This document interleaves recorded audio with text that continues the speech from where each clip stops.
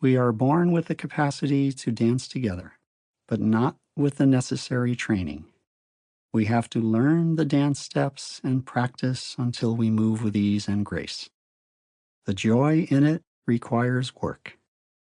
Some of us have been damaged physically or in our self-confidence, and we will have to practice dancing more than others. Some of us have been so damaged we may never be able to dance well at all. Some of us were taught it was a sin to dance. It is exactly the same in relationships. Our early experience forms or deforms our adult relationships.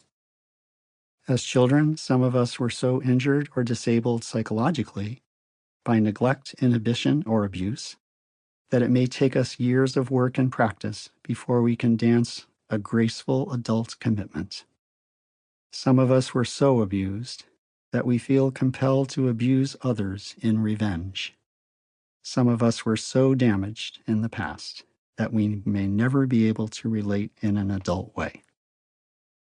Most of us, however, had good enough parenting, reasonable fulfillment of our emotional needs for attention, acceptance, appreciation, affection, and allowing, the 5 A's. And so in adulthood, we are reasonably facile at relating to others in healthy ways. This means relating mindfully, without either blind possessiveness or a crippling fear of closeness. Yet no one relates with perfect ease without learning the skill, just as no one dances with perfect ease without instruction. Some people master dancing and others never quite get it right, though perhaps others do not fully notice. A relationship likewise may look successful, but it may not be providing true intimacy or commitment. A real problem if it has led to marriage and children, or to any committed relationship. As dancers, we can refuse to improve our skill with little consequence to anyone else. But if we do the same thing in a relationship, someone may get hurt. Relationship in this context means intimate involvement while living either together or apart.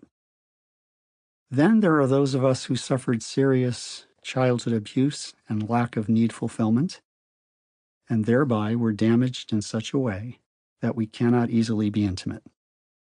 In time, we too may learn to relate intimately, but only if we work through our early issues. It is our responsibility to expend the energy it will take to practice and become successful at relating well. It does not come automatically.